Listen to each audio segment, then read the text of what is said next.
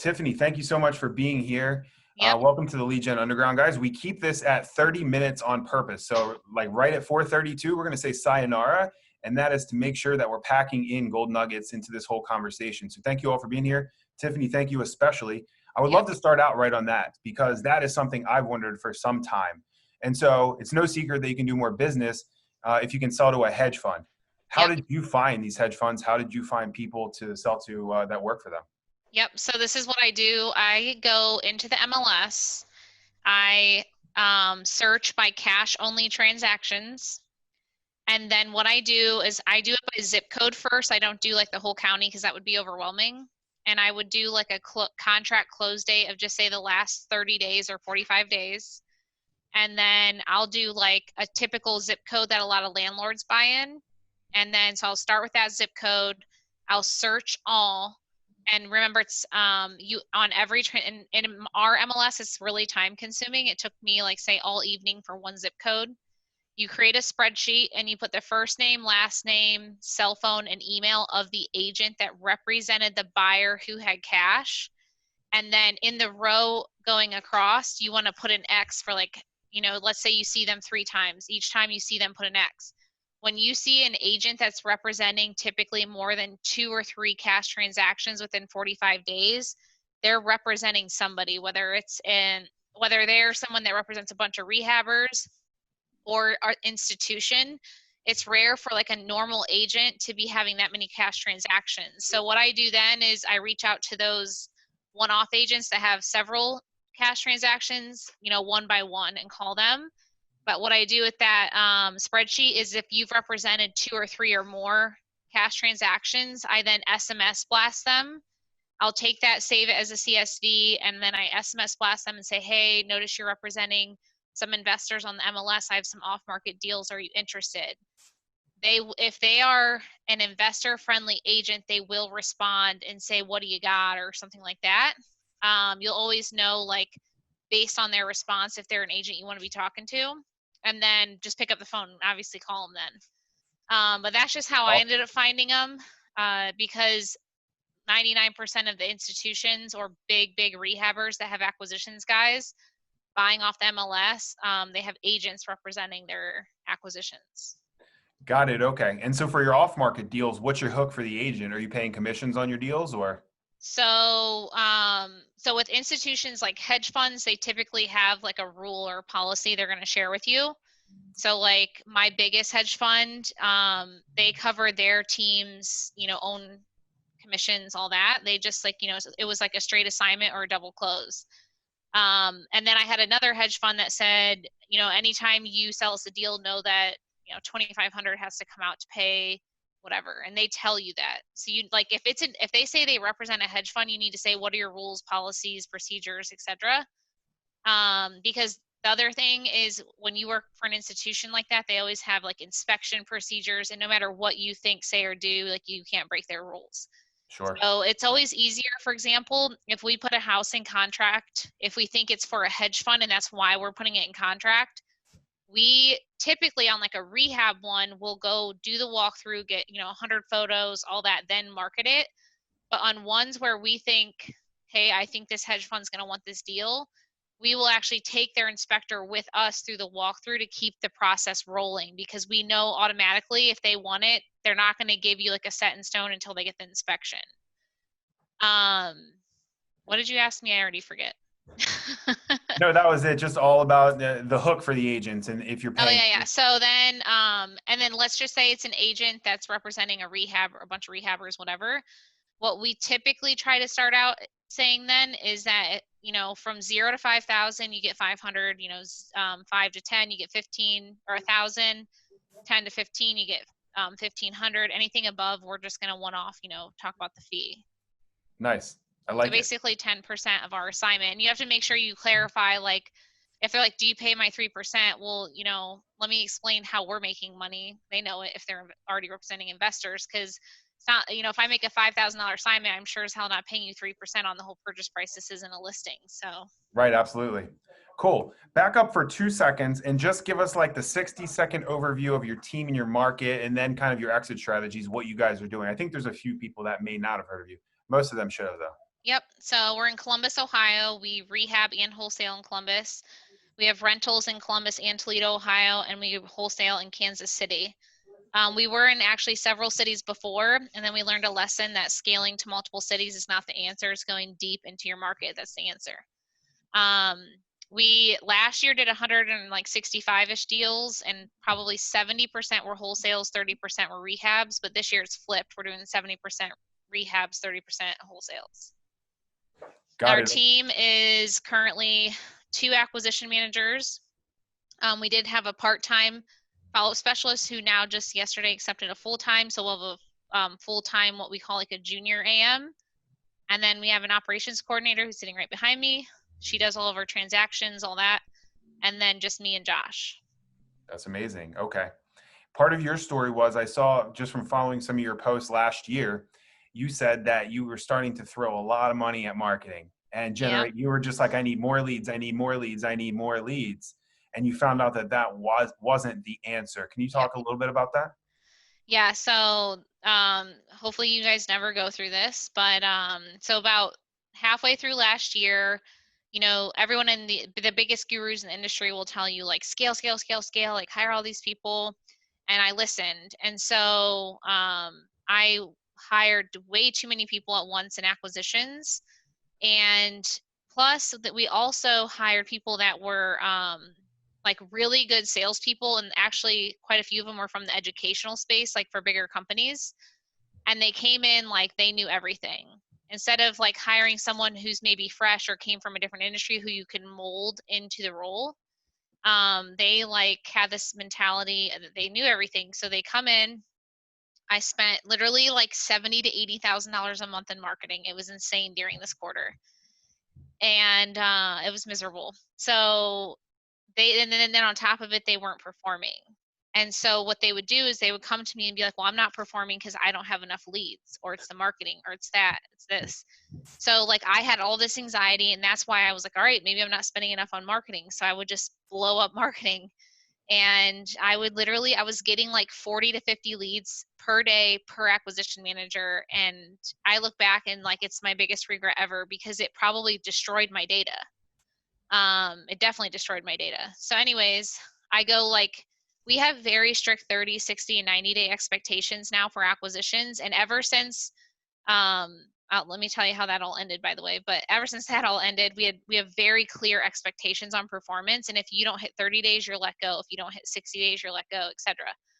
But anyways, I woke up 3 months later and was like, this isn't working and my life's miserable. I'd rather like go get a job than do this. So I woke up on Sunday crying for all day, and then finally was like, fuck it. And on Monday, we came in and just literally let go of 3/4 of the team. And it was the best thing we ever did. So we obviously kept A-game players and realized that going deep into your market is the best. To putting the right people in the right seats.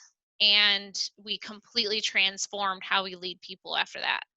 We got mentors that weren't just like, your average guru in the industry. We got mentors that were in other industries, but were sales mentors, sales leaders, things like that. So now we have like a totally different way in which we manage our sales team, and it has transformed us ever since. So we actually do higher revenue volume today with 2 acquisition managers than we ever did with 10 people on the floor. Get out of town. That's amazing. So What kind of KPIs were you said 40 or 50 leads per day per? that's what I was doing then. Now we do like anywhere from like 12 to 17 new leads per day per the 2 acquisitions, but we also have a follow-up specialist. So like we decrease the lead count per day by a lot. But keep in mind, guys, I've been doing this for a while, so we have like 10,000 leads stacked in our system like over the last 2.5 years. So follow up is key for us. Now, if you're like starting out or only in a few months into the business, you might need more leads than that. But any more than that, they just don't get appropriate time spent to them anyways. So like that no more than 20 for sure per person per day is where we want to be. Yeah, I mean, that's a lot of leads to still follow up with everything on the back end. Your follow-up specialists, are they always picking up the phone, or is it anything automated? Yeah, there's automation. So we have them on an internal dialer that's custom built into our system. We have them like we have, nurture sequences. So basically, about during that same time frame, I said, how can I do more with less? And that's when I became an expert at systems. So like my niche is definitely marketing and systems. And I said, how can I make each person more money, more productive, etc. And it was all about giving them the right tools. So everything from phone systems, custom dialers connected to our CRM, how are we automating follow-up and getting them in front of the hottest people? Because I want my closers closing. I don't want them spending time on cold leads. So that's been what we've been focused on ever since. So like there, we call it the no lead left behind system. And so a lot of big guys in the industry, if you ask them like what their lead to contract is, or days like from lead to contract, it's like 3 to 6 or something. Ours is actually like in the 70-day range, which means, let's say I pull a list in 2018, it's been in my queue forever, and it became a lead 6 months ago, I just recently landed it. So like it goes to show you that how many deals we're getting from follow-up versus just focusing on the new leads. And is that a measure of, you're going deep enough then into your own market and with your own leads, like that 70 days versus the lay down of 4 or 5 days? Is that are you measuring that 70 days as a KPI to how deep Yes. you're going? That, and then what we did was, so when we scaled to get that many leads per person per day, when we had all those people, we were in 4 more markets than what we are today. And that's when I blew tons of money. Like when you enter a new market, it's when it's the most expensive, right? Even if it's your own backyard, your first like set of big list is, 20, 30 grand a pop. So like imagine we literally launched 5 cities basically all within a few months with all that data. And so that's why we could get that many leads, but it was worthless. Because you can't successfully go deep in any city that fast. Like you need to build the right relationships, the right inspectors, the right agents, all that kind of stuff.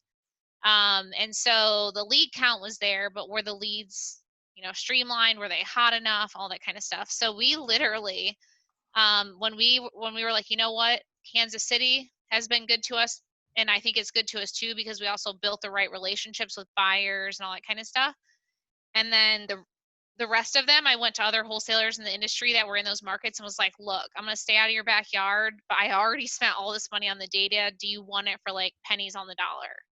So I just sold all that data that I bought just to like move on. And then I literally took all those leads from those cities in my Podio system and had my VAs delete every single one. Wow. Isn't I that something? just literally got them out. Isn't that something? Okay, got it. I want to circle back. You just said mentors and you just said not gurus within the space. How did you find That's a question I get all the time. People are like, how do you find mentors? Who should be my mentor? What mentors did you find? Because it sounds like they did a lot for your sales game. How did you find them? So they were actually through like family friends in corporate space. So when I was in corporate space, I was the head of a US organization within a division. And I just reached out and was like, look, you need to put me in touch with whoever led like the whole customer service team or sales team. People are just on the phone, because leading a sales team that's out physically at out people's houses or businesses selling is completely different than a phone sales team. We also, like you had mentioned before to me, Nick Poe, who used to be with Raphael, was a great resource. And then my father actually scaled a sales team from like 0 to 50 guys in 2 years and sold it for millions. And it's just like managing a sales team is a full-time job. And so one of the biggest mistakes I see, like we do a lot of group and one-on-one coaching internally too. And when people come in for our one-on-one coaching, on the very first day, like I'm going to give you an example. Someone came in, he does tons of rehabs. He owns 6 different companies, like a brokerage, all this other stuff. And they wanted to get really good at wholesaling. And we put out the org chart, and I looked across it and I said, who's going to be managing your acquisitions? And he's like, I am. And I'm like, well, I'm going to hand you your 20 grand back unless you make one commitment to me. Like you cannot successfully do this if you are not leading them 8 hours a day, or whatever your time is, because you have to manage energy, you have to coach them throughout calls, you have to lead them at all times of the day. Like it is a phone sales team, and it can't be you can't expect that an acquisition leader, you just like throw them training videos of like John Martinez or whatever, and then just get them on the phone. Like that's just not how it's going to work. And you're going to lose out on tons of opportunity. 100%. I couldn't agree more. Because that's how we do it too. Virtual acquisitions, much smaller than you, but actively coaching, actively listening, and then actively working on role playing and scripts and that kind of thing. Definitely a Yep. big And you part of got to it. be doing it daily. Absolutely. Talk a little bit about your daily huddle, perhaps, and the daily and weekly KPIs. Because you said something about if they're not hitting their 30, they're not hitting their 60, or they're 90, they're out of there. What is that in your business? So you need to bring Josh on for 30 minutes next. He had to go sign a contract with a seller. So he manages the daily huddle for sales, and he has a very structured process to it. So you're gonna have to bring him on because I don't know all the details other than they go over yesterday's KPIs. So I do know they go over how many what we call processes in our company, which is 6-minute or longer conversations, which are tracked on my KPI board. So there's, on the front end of the process, it means, do they want to sell? Did you get their motivation and condition of the property and all that before you made the offer? So we go over how many processes did you have, how many dials, and then how many offers, how many contracts. And then we look at how many people did you take through the process versus make the offers, things like that. And then there's a sales. So one thing that he does do is we used to like just pick a topic every day and train on it, and that was not effective. So we always say on Monday, we review like what was the one thing last week that it seemed like a common trend that people were falling out of place on the process. So this week, for example, it's about motivation. So instead of, and you have to ask him, but so then motivation's the topic every day for the week because he wants to master the craft. He doesn't change it every day. And then like one day's on theory, one day's on role playing, one day's on like, I don't know, something like that. You have to ask Josh. He leads the sales team. I lead the dispo side. So I actually have it up on my board. So on the Dispo TC side, the first thing we always go over is wins. We go over new deals from yesterday, closing updates, priorities on Dispo that day, and then project updates on the rehabs. Got it. That's awesome. Okay. If someone here's a question that's like multi-tiered, the group is evenly spaced between some beginners and intermediates, and then we do have a decent amount of experts in the group. We have a few people on the call that have done over 1,000 deals. For someone who's starting out, what do you think is important to measure as KPIs and really pay attention to? And then for someone intermediate to get to that next level of expert, what do you think is important to measure? So beginners, you're probably doing your own acquisitions, I assume, right? That's a Josh question on what to look at on the acquisition side. You really probably need to pay attention to like how many dials you're making a day, how many are follow-up versus new leads, like what's your new lead count, and then managing your budget. So your marketing should be 14 to 19% of your expected revenue. And then you really need to make sure it's hard when you're by yourself because you don't have anyone keeping you in check.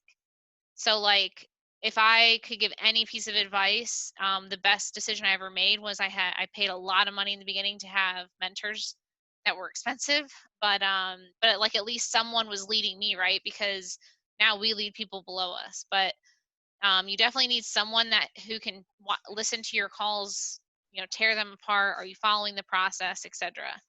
And then if you're trying to go to the next level, then you have to learn how to be a leader. So my biggest piece of advice is figuring out what are the right KPIs, how am I going to structure my meetings? So like we're very strict on times of the day, daily huddles, team meetings, all that kind of stuff. It's at the same time every day with everyone. You have to, you have to start building it and thinking like a corporation if you want to truly take yourself to the next level. Yeah, I love that. That's amazing right there. Okay, great. As far as talk about trends for your outbound marketing or any marketing, outbound or inbound, what do you think has been the biggest driver for you this year? And has it changed from last year? Like as direct mail was bad last year, now good this year. What kind of trends are you seeing there in your market? So one thing that was actually really good for us last year that's been horrible for us lately, and I don't know if it's because of our provider or because of the system, like I don't know. Last year, our most profitable deals actually, we didn't get very many of them, but was Facebook target ads. That was actually our most profitable deals, but we'd only get like 1 or 2 a month. And then PPC, but this year they are literally both completely dead for us. So we're actually interviewing different providers. I do think PPC is probably the provider more than anything at this point, because I'm like interviewing quite a few people. I'm hearing that other people are having success. So I think that's more on us having the wrong provider as well. And then Facebook, once they changed the zip code targeting, that just fell off the face of the earth for me too. So I don't know, again, if it's the provider that hasn't been able to adjust to it. And then last year, RVM was massive for us. That's probably one of the smallest performing campaigns now for us, because I think everyone like got into it. But I would still say that cold calling was like, 40 to 50% of our deals last year. I don't know if it's 50% this year, but it's still like a pretty good portion. Got it. And is that like VAs overseas or a service? Or are you guys doing that in-house? Ours are overseas in the Philippines, Nice. and I don't manage them. I hire an agency. Wow, that's really cool. I like that. That's my next step. Managing them is a little bit of a pain. I don't manage. So there's one thing to learn from me is I am a big believer that you don't manage any of that. You don't manage any VAs, nothing. You manage a project manager who outbound manages everything. Because all I do all day is I sell or raise money, and any task that I do is income producing. So you'll never see me training a cold caller or anything like that. I pay someone else to do that. I love that. Guys, that's a huge nugget right there, because she's still working in her business. Obviously, she's got a great business going on, over 150 deals last year, but she said everything that she's working on is income producing. Everything. That's incredible. Okay. As far as your outbound marketing channels, I know that you're doing a good amount. You just ripped off a bunch that you're doing. For someone who's just starting out, where do you think they should start, and like how many? And then what are some of the more advanced ones that you guys are like taking bets? Like you just said, Facebook is kind of like falling off and you're trying to recenter that. But if someone's just starting off, what should they do? Like just cold calling or add in direct mail? What do you think? I don't think there's a good right answer for that. I think it's that you just have to master one campaign at a time. Every campaign brings in deals. So like I just talked to a guy yesterday that's coming out to our thing coming up, and he does 7 deals a month and only does PPC. So like every campaign has its niche, and if you can run it really well, then that's it. So just don't try to launch 3 marketing campaigns at once when you're starting, thinking you should be doing all these, until one is mastered, it's set up correctly, it's performing, and then go on to the next. I love it. Okay. On the disposition side, since that's where you handle, I don't want to ask you another Josh question, and I'll definitely have to get him on. Please let him know today that Yes, I'm I going. told him you need to ping him individually, because he is your acquisitions leader for sure. I will say, and I'm not saying this just because he's my husband, but I would tell you, out of everyone in the industry and every event we've been to, he is by far the best sales leader out there. Like when it comes to managing acquisitions, how to keep them in there, how he's coaching them through calls. We have systems internally that he can barge into calls, talk to his acquisition manager, coach him through it so the seller doesn't see it, etc. Nice. I love it. Okay. On disposition, personally, for me, this was a lot harder to get up and running successfully than acquisitions was. For acquisitions, getting the contracts wasn't really a big thing for me in the beginning, but then selling some of the harder deals, some of the thinner deals were harder. Give us a few of your success tips on the disposition side of things, maybe how you operate a little bit, who your buyers are, and that kind of thing. So couple things. I'm probably not like your average wholesaler in the sense that I believe in mass blasting like tons of buyers. You'll see people pound their chest or tell you to put thousands of people or go buy some massive buyers list. I don't believe in that. So I don't work with anyone typically, especially not since COVID, who uses hard money.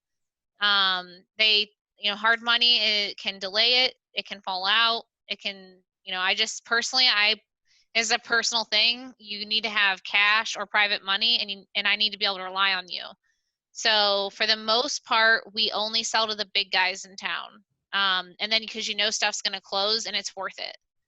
That's a personal thing. Like I know that other people teach people like how to get every agent in town, everyone's email, every this, every that. I don't believe in that. Because like at the end of the day, I want my VIP list to probably be 20 to 30 people or under in my city, which my city is 1 million people. So if you have 4 million, then you're probably have more buyers than that. But There's probably me and 5 other rehabbers in town that if we give you a price, we're closing. And so that's who I want. That's the type of people I want to be selling to on the wholesale side.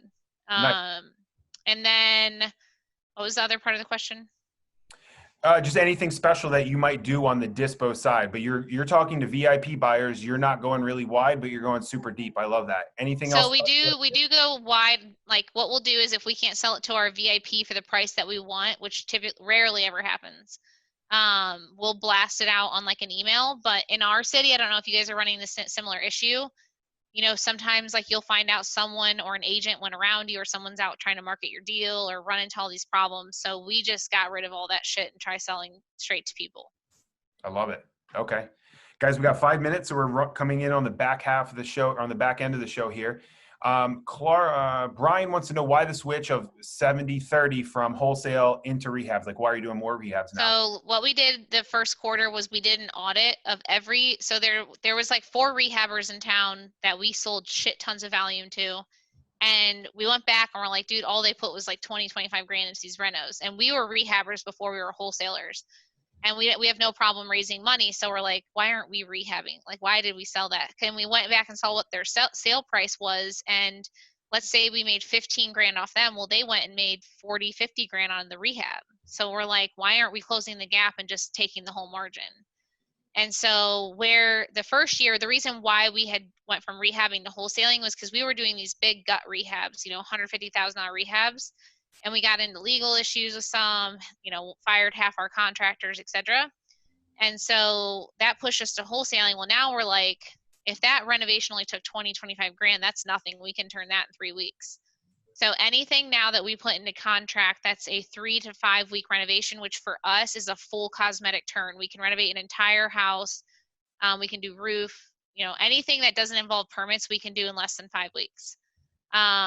So we'll turn that ourselves and just take it down. And it has to be an affordable price range. So we only take down things in our city that have an ARV typically of 200 to 250 max. And if it's in a really good school district, then, maybe 350, 400, but only if it's in like a top school district. But our average purchase price is, 80 to 110 with 25 grand in repairs. That's amazing. I like it. Clark said, can you go into your list pulling process at all? I have to understand what you're really what's the goal of the question so I know how to answer it better, I guess. Well, where are you pulling lists from? How often? Where do you load them into from there to deploy them? I outsource all of this, and I probably have 150 process documents that go to this, so I could spend an entire hour on it. But I'm pulling all your courthouse data every 7 days. So anything like foreclosures, sheriff sales, liens, all that kind of stuff every 7 days by county. Then they get launched into campaigns. My VAs manage all that. I don't touch any of it. And then we pull the big list like once a year now. So long-term owner, absentee, all that. We pull that once a year now. Nice. Okay. And then Daniel's asking, what systems or software has allowed you to really understand your data and KPIs? Spreadsheets. No, we have a custom built Podio. And then we have KPIs that feed from Podio, and then we have some that have formulas and spreadsheets. We have dashboards too that can do all this, fun looking stuff, but I'm a spreadsheet person. So everything that my system does feeds in, and that's how we're looking at things. Amazing. Okay. Last question for me. What is your BHAG, your big, hairy, audacious goal? Why do you do everything the way you do? Why do you work so hard? Why are you trying to grow? What's your BHAG? So I personally have a vision of helping other people get to where we're at, because the first year, although we did $1 million in revenue, let me backtrack. So I got into this because my 17-year-old brother got diagnosed with cancer 3 years ago, and my parents own a few companies. And when he was in the hospital for a year, my parents literally never left his side. Like, they never left the hospital for 365 days. And so that was a big eye opener to me, that like, if I'm going to be a mother someday, which I'm pregnant and due in 2 months, then I need to do something else. Like, I needed more flexibility. It wasn't just about money and my job and all that. So I left my job and got into rehabbing. Did like 40 rehabs our first year, learned a lot of lessons. So although like we did tons of revenue, we definitely didn't net that much because we made too many mistakes. And then when I went into wholesaling and scaled out systems, like my vision changed because I realized like, holy shit, I just made 33 grand or, 35 grand on something that took me 3 weeks to renovate. And it made me realize that, I have 80 first cousins, like every one of those cousins, my family members, whatever, if they could just do one of those, like how much that helps them. And so my vision on more of the education side really blew up as well. So now, we stay very niche into what we're really good at on the systems and marketing side. And our real estate side is about as consistent as it gets. We land 1 out of every 6 offers. We're just like on par. Every week's the same. And we do have a vision of growing by about another 2 to 4 rehabs a month. But the bigger vision after that is more like showing other people to, how to get there, because it takes only one deal a year for some people to change their life. So that doesn't mean that someone needs to be doing the volume we're doing, but it has a lot of impact. I love that. That's amazing. You're a go-giver for sure. Tiffany, where can everyone find you, follow you? And I know you do coaching and you have like a 2-day mastermind coming up. Guys, obviously she is a wealth of knowledge. Yep. So we do a lot of our educations around 2 things. Systems and marketing is what we heavily focus on from me.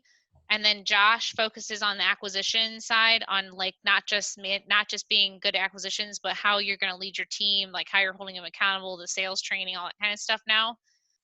We do have a 2-day event on July 27th and 28th. So if anyone wants to reach out to me and let me know that you came, through this, let me know. But we will always require that everyone goes through what I have. I have a virtual training group, and it's 4 weeks. And we go over our systems in great detail, everything from our phone systems, our marketing campaigns, content, all that kind of stuff. And then most people from there then come to the 2-day, because then we implement it live with them in person too in our office, and they get to see our operation and meet our team. So it's really affordable, because at the end of the day, guys, like I've been doing education for 6 months, and I made a commitment for the first year that I refused to spend $1 on advertising. So I was like, I'm going to grow this organically by word of mouth and testimonials. And so it's grown by testimonials. And so I'm really proud of it from that standpoint. So I keep it very affordable for now, just to, help grow my own name too as well. So if you are interested, let me know, because the price won't stay this low forever. I love that. Guys, there's one thing that has really changed my life and my trajectory in my career, and that's paying for education and masterminds. So if you've never paid for any education before, definitely don't shy away from it. It's something that's just going to transform you forward. So Tiffany, thank you so much for being here. Total go-giver. You're just a wealth of knowledge, and I'm super, super impressed by you, and can't wait to follow you, and can't wait to talk to Josh. Awesome. Yeah, definitely reach out to Josh. He'll definitely be a valuable one to bring on. Cool. Any parting words? Nope. I see some people have questions. If you ask him in his group, I'm happy to jump in and answer them in the group as well. Cool. If you want to connect with me on it, I'm in his Facebook. See some people asking about that. Ask Josh for my info, or just reach out to me through Facebook, and then we can jump on a call or something. Just let me know that you came from Josh's group. Awesome. Tiffany, thank you so much for your time. I know it is expensive. We really appreciate it. We really appreciate having you here. Guys, thanks so much for showing up today. If you got some value from the group and from this discussion, please go follow Tiffany, and please invite some of your friends to the group. Awesome. I appreciate it. Absolutely. Talk to you guys later on. Thanks. Bye-bye.